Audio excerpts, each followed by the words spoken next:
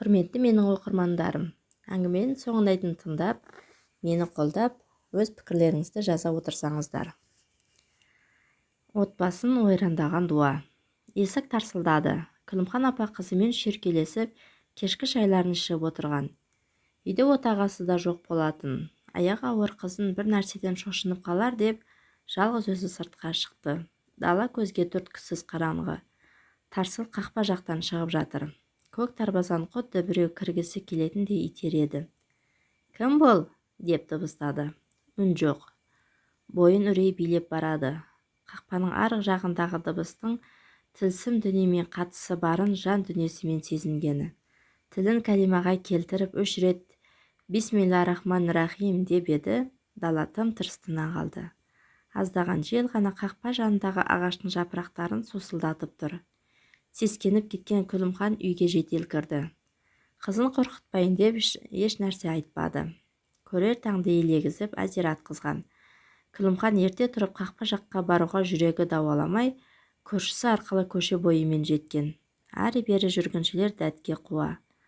Қақпаға жақындағанда түйеулі аздаған шаштың қылы жабысқан 3 орамалды көрді. Таяқпен түртіп көріп, бекер еместігін сезініп, бірден молдаға шапқылап кеткен. Келе жатып кешегі қақпаны тарсылдатқанымен орамалдардың бір байланысы бар-ау деп ойланды.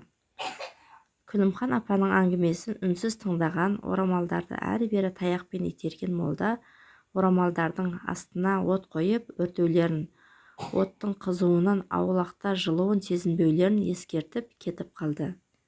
Күндегі уақыттан кеште ырың-жырыңмен таңғы асты қолдарына алған сол еді, қызының ұялы телефоны шырылдап қоя берді. Суыт хабар көрші ауылда тұратын баласынан екен. Келіндері бақилық болыпты. Асыры қайғырмаған Күлімхан мен қызы сауап бопты дегендей бір-біріне қараған. Жалпы бұл отбасының келіндеріне қандары қараятындай бар еді. Осы үйдің жалғыз ұлы Серік жасы 30-тан асса да үйленбей жүріп қалды. Таныстырған құдаласқан жерлерінде ол жақтырмай, өзі ұнатқан қызды әке-шешесі құп көрмей біраз уақытта араға салды. Ерте кетіп, кеш келіп көрші ауылда тып-тыныш жұмыс істеп жүрген. Кейіннен қонып қалатын болды. Олын 2-3 рет жетілеп көрмейтін болды. Сонда да мән бермеген. Артынша елі ішінде гу-гу әңгіме өршіп кетті. Елдің қауесетіне қараса, Серік 2 баласы бар, күйеуімен ажырасқан, ажардың үйіне кіріп алыпты. Бастапқыда дайын төсек, дайын ас болғаннан кейін шығар деп Серікке жайлап түсіндіріп көрген. Өз сөзінен басқаны құлағына ілмеген Серік үйден чемоданын арқалап бірақ шықты. Серіктен 7-8 жастай үлкендігі бар, бұрын есік көріп келген ажардың қандай тартымдылығы барын кім білсін. Намыстанған туыстар жабылып келіп Серікті байлап матап үйіне қайтып әкелген.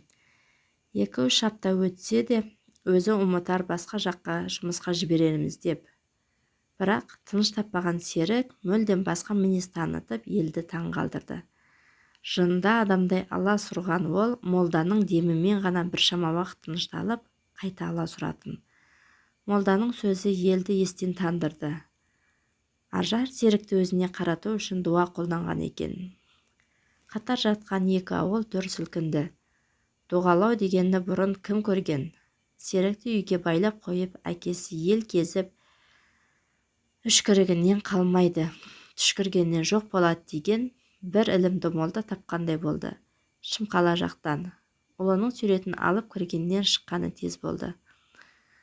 Ұлдарыңыздың жұбайы ең ауыр дұғаны құлпымен оқытқан. Құлпыны ашу мен үшін ілімді деген 10 шақты молда қоршай отырып оқуы тез. Бір менің шамам жетпейді. Құлпы ашылмайынша балаңызда бостандық жоқ. Үйірімен мал бағып, жермен айналысатын әкесі мол қаражат ұсынса да, ілімді молда сыпайы шығарып салды. Адам айтса нанғысыз ертегі болғанымен, Серіктің соңғы кездері мінезі кілт өзгерген расын. Байсалды, тұйық мінезді ол жоқтан өзгеге күлекеш болып кеткен.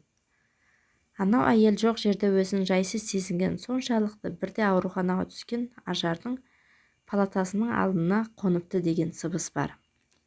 Осы уақыт аралығында Күлімхан да тек жатпай қара магиямен айналысады-ау дегендерді жағалап жүрген.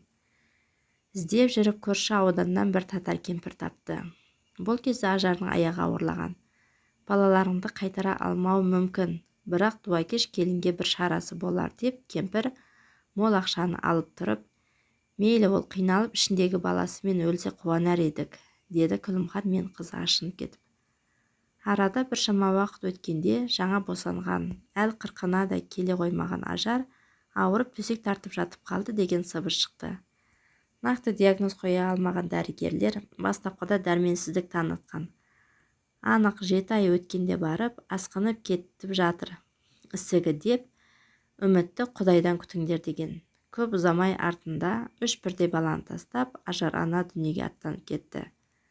Бұл сол дарбаза тарсылдайтын түні екен. Ажардың көрін қазуға барғандар көр ішінде қара шұбар жыланды көргенін айтады.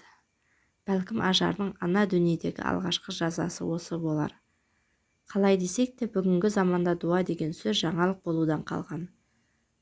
Дуа негізінде сонау Мұхаммед саллаллаху алейхи уассалам пайғамбарымыздың заманынан бұрын келе жатқан қара ниетті адамдардың істеріне айласы қалмағандарда қолданар қаруы.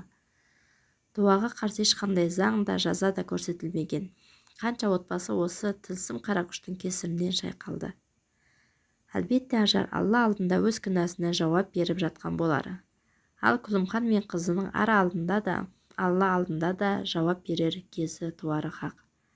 Ажар қайтыс болғандан кейін де сол ауылдан шықпай қойған серік 3 жылдан кейін жол апатынан қаза тапты. Ал анасынан ерте айырылған Өміржанды Күлімхан апаның өзі тәрбиелеп отырған көрінеді.